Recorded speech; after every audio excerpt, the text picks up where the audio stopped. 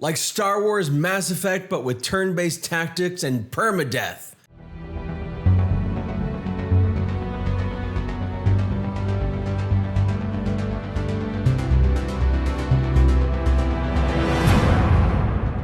That's the headline from PCgamer's exclusive look at Star Wars Zero Company, the upcoming tactical turn-based game from 8-Bit Reactor that's coming this year, 2026. A bold as hell claim, and one that has me over the moon, or the Death Star, or Endor, or Alderaan. Oh, that's probably not a good one.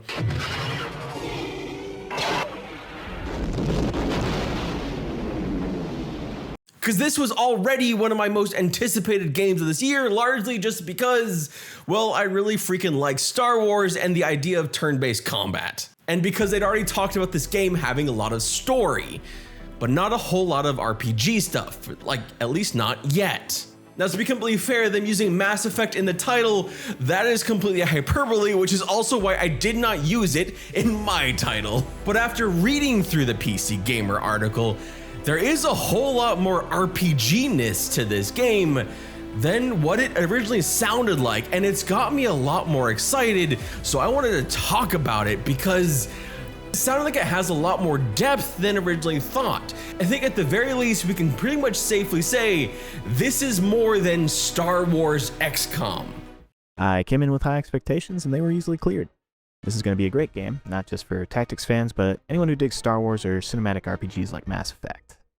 I think the thing that surprised me the most was like how RPG it is. You know, you're talking to people, you're making choices. It feels like you're Commander Shepard on the Normandy in between missions. In the article, they go as far as to call this kind of an action spin-off of Jedi Fallen Order. A little bit more hyperbole, but what they're talking about is a lot of how this plays and how the story plays out. And the really shocking thing is like, you know, the main story missions, you'll go in there and you'll have like a third-person action camera. Like it looks like Jedi Survivor or something. And you'll be, you know, walking around as if it were an action game. And it's like amazing, you know, AAA production values. Really that immersion into these different planets that you get to go down was what, you know, drove that desire to have those kind of free roam moments. And we often sometimes call them on team like our deep breath moments. It's kind of that chance for someone who just had their tactical combat experience, and then they get a minute to kind of collect themselves, take in the environment, take in the world, take in the visuals, and kind of prep for kind of that next tactical engagement where then your kind of heart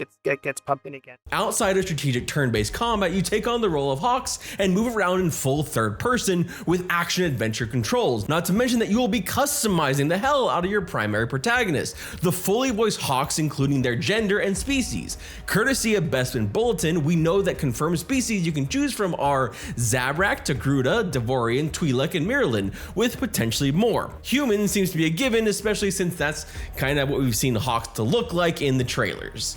We'll get to the whole third person part of it, the action combat, but there's a bigger headline that I want to talk about because I think it's going to be kind of unique to this game. Because this game is going to have real tangible stakes, even for the companions that they have specifically written to have an actual story. In this game, you can truly fuck up permanently. That's really the too long didn't read of it. Bespoke companions, the story companions written to go from the beginning of the game to the end, the ones with full depth, can permanently die if you make bad decisions in tactical combat. If you fell in love with your favorite clone trooper companion Trick, but you made a bad decision and they swallowed a blaster bolt whole, well, too damn bad, they're dead. Completely. Gone. Guess you're gonna have to recruit a mercenary now. Everyone aside from Hawks can permanently die on a mission.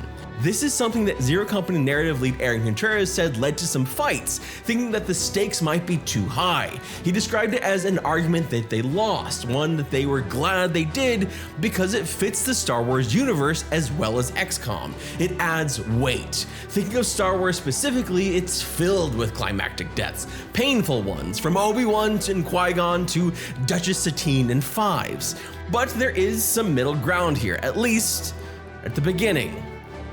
You aren't going to lose your new favorite companions right off the bat while you're learning the ropes. Everyone gets at least a little bit of plot armor.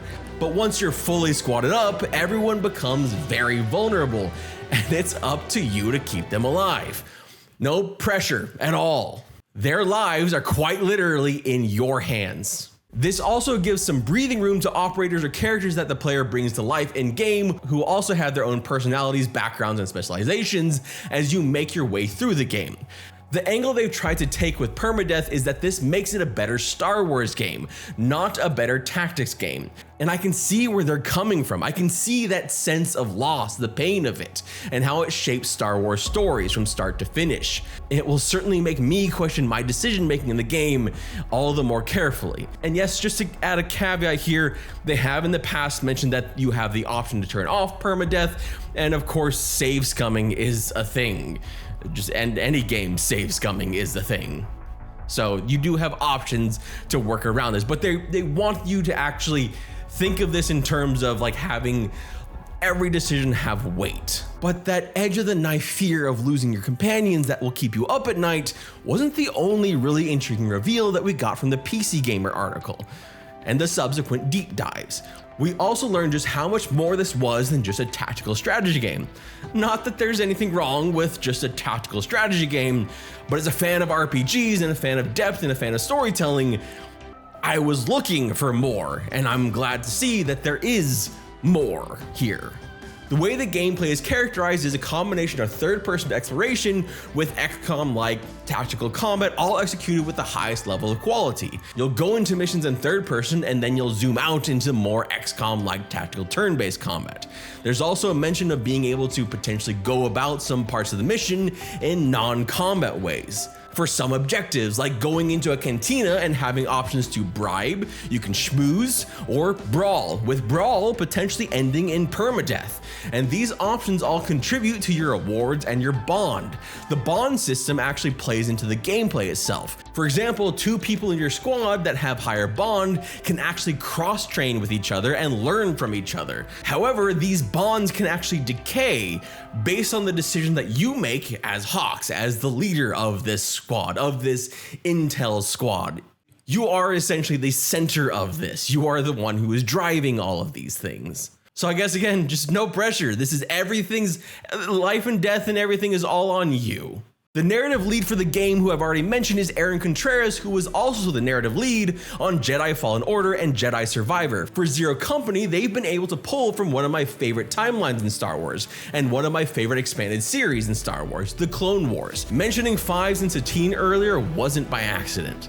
We have these author heroes who are, Jedi Padawans or Mandalorian gunslingers, or an Umbaran sniper, a clone soldier. These really iconic, archetypes from the Clone Wars era. And so what is really fun about this game is having different perspectives, having the Republic perspective from Bennett, having the Separatist perspective from Runa, having someone like Nish, who's from the underworld, who's just here to make a quick credit, Having them be introduced into the story of Zero Company and recruited in the squad one by one provides us a lot of momentum to kind of like carry you through the game.